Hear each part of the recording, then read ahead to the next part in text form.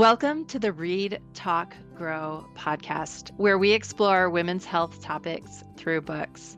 In the same way that books can transport us to a different time, place, or culture, Read, Talk, Grow demonstrates how books can also give a new appreciation for health experiences and provide a platform from which women's health can be discussed. At Read, Talk, Grow, we use books to learn about health conditions in the hopes that we can all lead happier, healthier lives. I'm your host, Dr. Denise Millstine. I'm an assistant professor of medicine at Mayo Clinic in Arizona, where I practice women's health, internal medicine, and integrative medicine. I am always reading and I love discussing books with my patients, my professional colleagues, and now with you. I am so excited about my two guests today. Stacey Swann is an author of the book Olympus, Texas. She holds an MFA from Texas State University and was a Stegner Fellow at Stanford University. Her fiction has appeared in multiple journals, and she's a contributing editor of American Short Fiction. Her first novel, Olympus, Texas, has received critical acclaim. In addition, Stacey currently leads an Austin-based group focused on the power of narrative to create social change. A native Texan, she splits her time between Austin and her family's ranch, where other than raising cattle, they don't resemble much with the Briscoes, who are the family in Olympus, Texas. Stacey, welcome to the show. Oh, I'm so happy to be here. Thank you. My second guest today is Dr. Jennifer Vencill.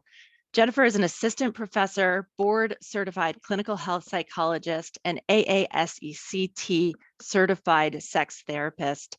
She completed her postdoctoral training at the University of Minnesota Medical School's Institute for Sexual and Gender Health. Currently, Dr. Vencill is duly appointed in Mayo Clinic's Department of Psychiatry and Psychology, as well as the Division of General Internal Medicine. She spends the bulk of her time providing integrated sexual health care in the menopause and sexual health clinics. She also works closely with Mayo's Transgender and Intersex Specialty Care Clinic. Dr. Vencill is currently working on her first popular press book, A Guide for Managing Sexual Desire Discrepancies in Relationships, which will be published in summer 2023. Jennifer, welcome to the show. Thank you so much. It's great to be here. So Stacey, the book Olympus, Texas is just really phenomenal. And you spent a long time writing this book with lots of inspiration. But I had been meaning to read your book for a long time, well, maybe 6 months, which seems like a long time. And I was reading The State of Affairs by Esther Perel. This is a phenomenal nonfiction book about rethinking infidelity, which is such an important topic in my women's health practice. Immediately on the heels of that, I started reading Olympus, Texas, which is affair after affair after affair. Tell us a bit about how you were inspired to write this book and were brave enough to include so many layers of infidelity. Oh, well, thank you. That's so kind. The inspiration for the novel was actually me thinking about Greek mythology and how I could fuse that onto the myths of Texas, because Texas is a state where everybody really buys into the mythology of the state and everyone feels really larger than life. So I started with that concept and started working on it. And it took a while of working on it before I realized, like, oh no, what you're actually also writing is just a big, messy family novel, like a dysfunctional family novel, really, which should have been no surprise to me because those are often the books and movies and TV shows that I love the most. It's just something that really I am drawn to. So with Greek mythology, infidelity is just baked into so many of the myths. There's a reason for that, right? That it's one of these eternal human problems that come up again and again, that most people in their lives will have some sort of interaction with that and have to deal with the fallout of that on relationships. So yeah, it was just something that came with the idea, but I thought was super interesting to explore as well. So Jennifer, you have lots of patients who talk about or deal with infidelity. And one question I wanted to start with you is, what is infidelity? What is cheating? That's an amazing question because it actually depends on who you ask, right? Something we talk a lot about in sex and relationship therapy is relationship agreements. And so we have a lot of default relationship agreements in our culture, monogamy being one of the strongest, I would say. We have this sort of default understanding that when we partner with somebody, they will be kind of our one and only. And that's a very kind of deeply embedded cultural narrative for us in terms of relationships. That's starting to change as we're seeing more people explore consensual non-monogamy, ethical non-monogamy, of course. But one of the problems that I certainly see is assumptions of relationship agreements, right? So if we just assume we're all on the same page and we've never talked about it, how do we know what's cheating, right? Is it looking at somebody else? Is it touching somebody else? Is it kissing? Is it full on sexual intercourse? At what level? And I think there are probably some culturally common responses to that, but it really depends on the individual person that you're talking to. It's such a vague and very subjective word to define. You used a really interesting term, consensual non-monogamy, and I promise we're going to talk about the book, but I just want to highlight this because in the State of Affairs, she talks about relationships where they have that agreement, but you can still have infidelity if you break the agreed upon rules. Absolutely. I think she gives the example of them saying they just wouldn't be involved with someone they work with. And then one of the partners does do that. And so that's considered an affair, even though it's a open relationship. Is it okay to use the term open relationship? Yeah, definitely. All right. So, Stacey, let's talk about all of the characters who are affected by affairs. I know who I want to start with, but is there a character you want to start with? I love all of the characters, and because it's a family novel, it's hard to think of just a central character. But to me, the heart of the novel is the mother of the family, June. One of the reasons I wanted to write the book is because, Greek mythology has this very male lens. And so when we grew up as kids reading mythology, Hera, wife of Zeus, comes across in a very dark light. She's not going to be someone's hero. Meanwhile, everyone just kind of accepts the fact that Zeus is having affairs, with all sorts of mortals and non-mortals. And so one of the things I wanted to do was to investigate that relationship with more of the woman's lens, of trying to give a sense of how the anger that you would feel in that situation is really justified, and that forgiveness and maybe a lack of working towards forgiveness doesn't mean a relationship ends, but it can really warp a relationship at the same time. So she's kind of what I think of as the heart of the novel. I'm so glad that you chose June because she is also the person I wanted to start with. So she gets hit by infidelity and participates in it in multiple ways, starting with she's just about to be married. And for our listeners who haven't read the book, we're not going to spoil anything that happens in the middle or the later parts of the book. But we learn early on she's just about to get married to this larger than life man who's well beloved in their small town. And he has an affair immediately before, and she has to make a decision whether she's going to go through with the marriage and forgive him or if she's out. So, Jennifer, you have patients who discover infidelity and have to make this choice. How do you help them with that? Yeah, I think my heart was breaking throughout this novel as a therapist reading this. I was like, please, can we get this family into therapy ASAP, right? But yeah, I mean, the wife figure here, such a common experience for folks, of course, right? Her rage and her deep resentment that builds and builds over years. I mean, that's the part for me as a psychologist, as a therapist. I'm like, can we deal with this? Can we get it out? I was so struck by one of the opening scenes where she's pouring coffee through the upper level porch to the bottom level porch, just these jabs of resentment, rather than learning the skills to talk about how she's feeling, to talk about how she has been deeply wounded by Peter's behavior, right? And that's not something we're born knowing how to do, and I will often say that to clients and patients that I work with. These are skills. We have to practice them. Most of us don't get good role models growing up about how to talk about very difficult labeled negative feelings, right? Rage, jealousy, envy, hurt. Those are things that take practice. And I wish somebody had been there to help her through that earlier on. It's so interesting too, as I talk more just with book clubs and things about this idea of openly talking about these really important things has a cultural element that there's just like there's certain cultures that those things are just not discussed as easily. And I feel like coming out of like the South and the rural South, the kind of grandparents I had and that kind of thing, there's a real stoicism. And part of that stoicism is like when bad things happen, you just buckle down and you get through it. And this idea that somehow in talking about it, you're not moving on, right? That's just not what we do. Yeah, it's really makes everything so much more difficult, which in fiction is good, right? You want to up the drama. Very dramatic. Exactly. But that about a year ago, I started therapy myself and was just like, oh, this is so much easier when you are having another person to talk about it. But yeah, even in my own life, I see members of couples that are just really hesitant to go to couples therapy, that just the act of speaking it aloud sometimes I think makes it real in a way that people are afraid of. Absolutely. I see that a lot as well. Yeah, some of this I think is mental health stigma writ large in our culture. Some of this is not necessarily knowing how therapy can be helpful, right? And the cultural element of when bad things happen, we just sort of deal with it ourselves or with it within the family or within the community.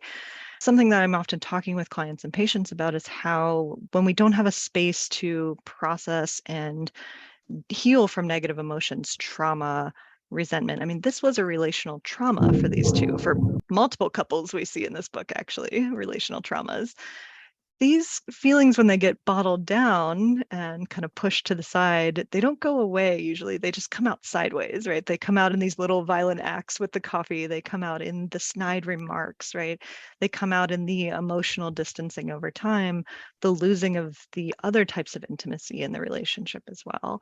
And so it's not like the feelings have actually been processed or handled in any healthy way. They have to come out somewhere.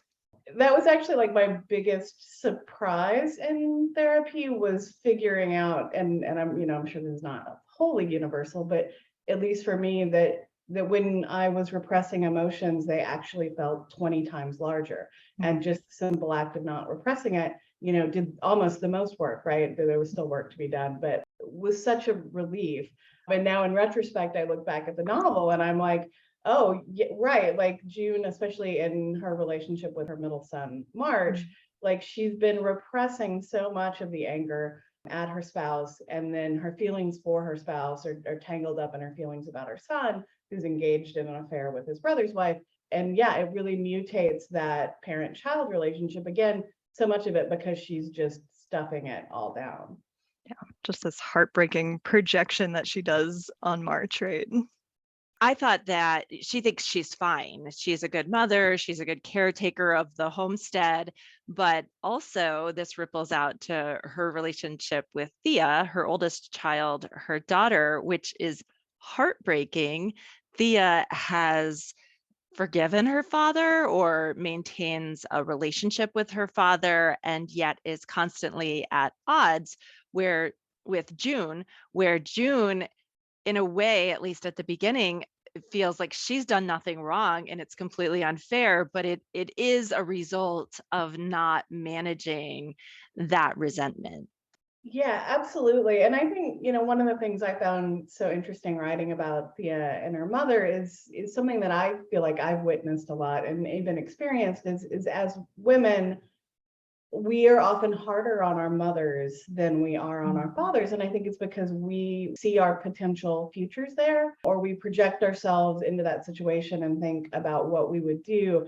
There's more at stake, right, when looking at your mother's behavior, but it feels also deeply unfair, I think. And I think so many mothers, and even now my friends who have teenagers, right, you're constantly dealing with just different levels of people getting angry in ways that you think are perhaps not fair to you. I read this too as a really good example of how victims can become victimizers, right? So she was victimized early on by this infidelity, by this broach of the relationship agreement with Peter. But rather than doing the healing, right, she went on to project a lot of that onto other people, mostly her kids, right? So, we sort of see her become a victimizer as she continues on in that relationship. Yeah, absolutely. The other comment I want to make about June is that you speak to how others judge her. So people in her community judge that she stayed. And there is often, particularly in people who haven't been thoughtful about infidelity, this idea that, well, if I was the victim of infidelity, I would just leave. And it is far from that simple. So she not only has to live with the knowledge of what happened, but with people whispering, and in her case, children that are not her biologic children, but are her husband's children in the community. I think that's really important, that we don't know how people are coming to the decisions that they're coming to with their relationships. Jennifer, you can speak much more eloquently about this than I can.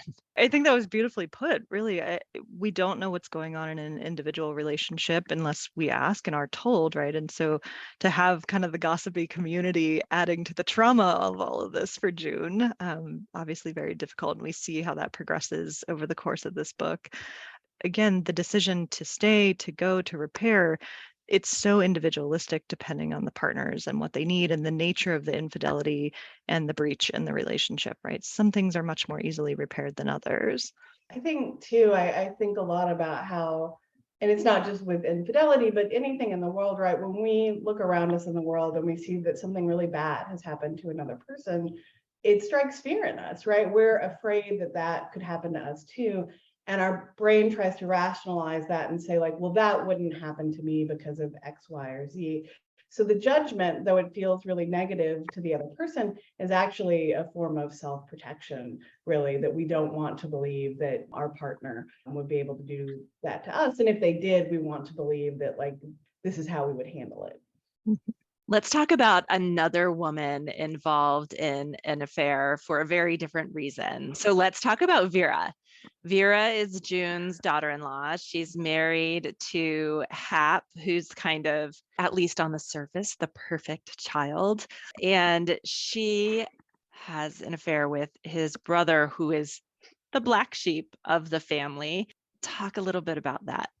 One of those interesting things, like I like when I write to like have kind of like a puzzle that I have to unlock. And so I was taking this basic myth structure, which is that Aphrodite is married to Hephaestus, or it's also Vulcan in Roman mythology, who's like the blacksmith. And she has an affair with Ares, who's the god of war. And, you know, when you break down those structures in mythology, you know, they are brothers, those two. And so there's this actual myth of her getting caught in the affair with Ares because Hephaestus has made this metal chain and throws it over the couple so everyone can see them. My job was to try and figure out how to render that in modern day Texas in a way that felt believable to the people and to the time place.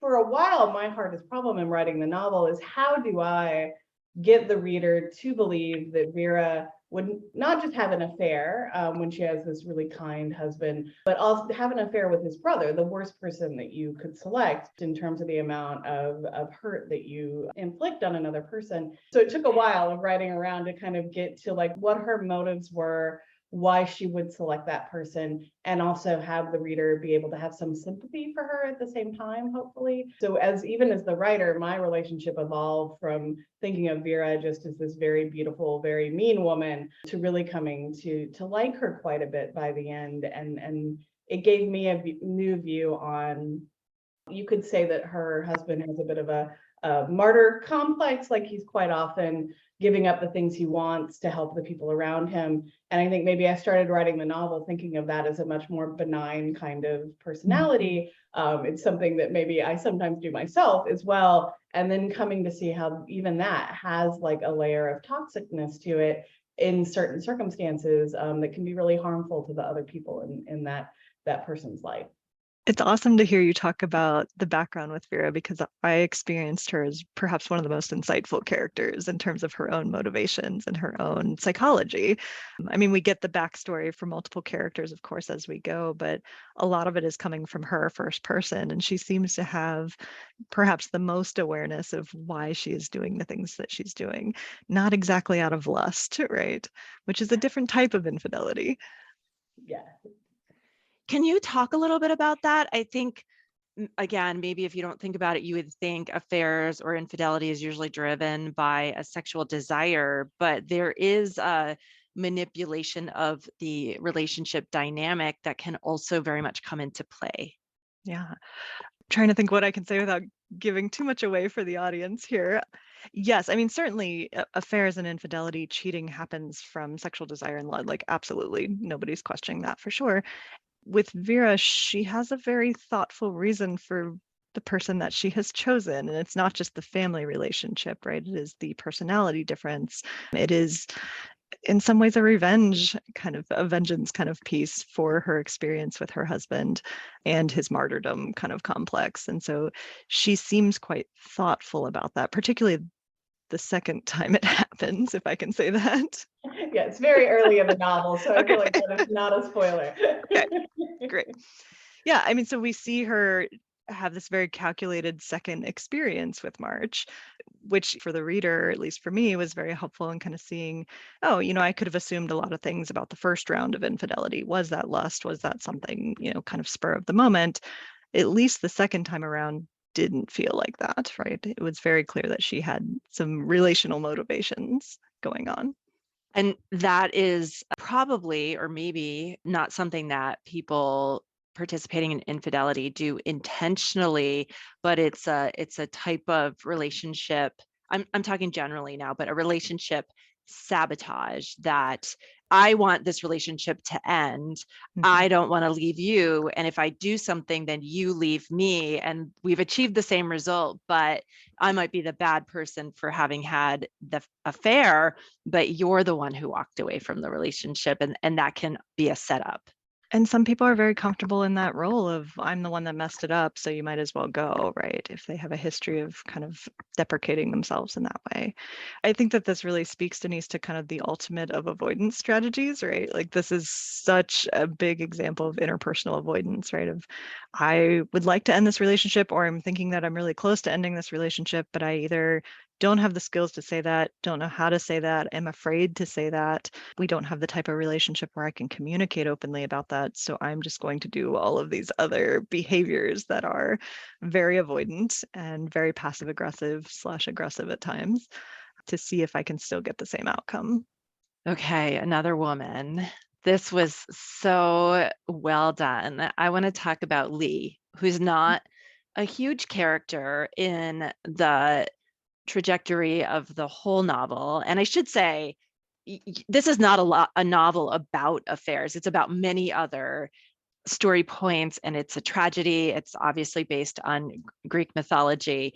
But let's talk about Lee. So Lee is the woman with whom Peter has his later affair, and she is the mother of his twin daughters, who June finds out about just before the twins are born. And what I want to talk about is the other woman. We could also, again, thinking of infidelity on the surface, think the other woman, she's a monster. She is a marriage wrecker. She is, this terrible person. And Lee is anything but all of those things. Mm-hmm. It's a safe emotional reaction for us to do that. It's an othering, right? So this other person has wronged me, my significant other, my spouse, my partner, who I care deeply for and have been deeply wounded by.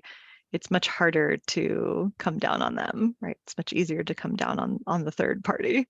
And so we see this a lot with affairs. Yeah, I think it's something I really consciously was trying to push back against, just because, like, growing up in the culture, right, so often what you see is anger, and I'm thinking in this case just male female relationships where the husband has strayed, and there's an automatic label put on the other woman, and quite often she's the focus of the most anger. As a feminist, that has always bothered me, because I think part of it is just playing into these gender tropes of, like, what women are supposed to be, and they're supposed to be faithful and they're supposed to seek marriage. And so I wanted to make sure when I wrote that relationship that the reader would see where the blame really should go, that I didn't kind of perpetuate that stereotype in any way. There's this lovely scene at one point with Lee and Peter and June where I think it's June's character who's sort of observing them all standing in the room together and thinking like, we could actually have been a family here. And as a reader, I was like, yes, why aren't we moving in that direction, please? And I, understand all of the complicated reasons why, but yeah, it was such a touching scene in terms of the three of them and their dynamics. Yeah, it wound up being, so much in novels you don't really plan, that just kind of, you go in one direction and things play out. And one of the things I really liked by the end of the novel was that while there's so many flaws in this larger family that's been created by multiple infidelities, that there are real connections between the children who are half siblings, and that there are connections between, say, like June and Artie, who is not her blood relative, but is her husband's. And I think it's important to see that reflected, right? Because it is so much in our culture that these larger family units, even when they have dysfunction, as the Briscoes definitely have, that there's really powerful, meaningful family connections to be had, even in these configurations that we don't plan on. And it brings up for me, how we define family is how we define family, right? Much like cheating and infidelity, it depends on who you ask. Not everybody feels that family has to be blood related. A lot of people don't feel that way, right? Chosen family is much more of a thing these days, and much more appreciated, I think, these days in really healthy ways. Yeah, absolutely. Found family. It's really important. Jennifer, any other comments from reading the book? I know we didn't even talk hardly about the male characters, except how they pertain. No, I did my doctoral work in Texas, and so this has nothing to do with the relational side of things, but I could see it. The scenery was done so well. The river and the home, like these big kind of plantation style homes. I lived in rural West Texas for about 5 years doing my doctoral degree. And so I felt particularly drawn to this book because of that. And so it was a joy to read it. Oh, thank you so much. Yeah, it's interesting too. I feel like even since I finished the book, and then it takes a while to be published, but like it's, Texas has got an evolving meaning. We're kind of at the forefront of a lot of the cultural things going on today. And so the book might have been slightly different had I read it today, but I still have so much affection for my home state, even as it deeply frustrates me in many ways. So I do like that, when people read the book, that they really respond to that feeling of Texas that is not just, some of the darker stuff that we're seeing more often lately. Yeah. I think this has been a fascinating conversation about infidelity and looking at characters in all these lights. I want to thank you both for participating with me and for being open to talking about a topic that can be really difficult. I hope that everyone will go out and read Olympus, Texas, and next year, summer 2023, they'll read Jennifer Vencill's book, which is also going to be really important for the world. So thank you both again. Thank you so much. Thank you. Thank you for joining us to talk books and health today on Read, Talk, Grow. To continue the conversation and send comments, visit the show notes or email us at readtalkgrow@mayo.edu. This episode concludes our first season of the Read, Talk, Grow podcast, where we discuss health topics through books. We started with reproductive rights, navigated wellness and the microbiome, scratched the surface of the huge topics of racism in medicine and effects of chronic stress on marginalized groups, thought more about opioid use disorder, and ended with a conversation about affairs. Thank you for listening, reading, and thinking about how to use books to better understand and empathize with health issues in an accessible way. Read, Talk, Grow will be back with more episodes soon. Click on the link in show notes to receive more information about future releases. Read, Talk, Grow is a production of Mayo Clinic Press. Our producer is Lisa Speckhard-Pask, and our recording engineer is Rick Andreessen. This podcast is for informational purposes only and is not designed to replace a physician's medical assessment and judgment.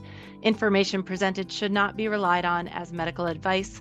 Please contact a healthcare professional for medical assistance if needed and with specific questions pertaining to your own health. Keep reading, everyone.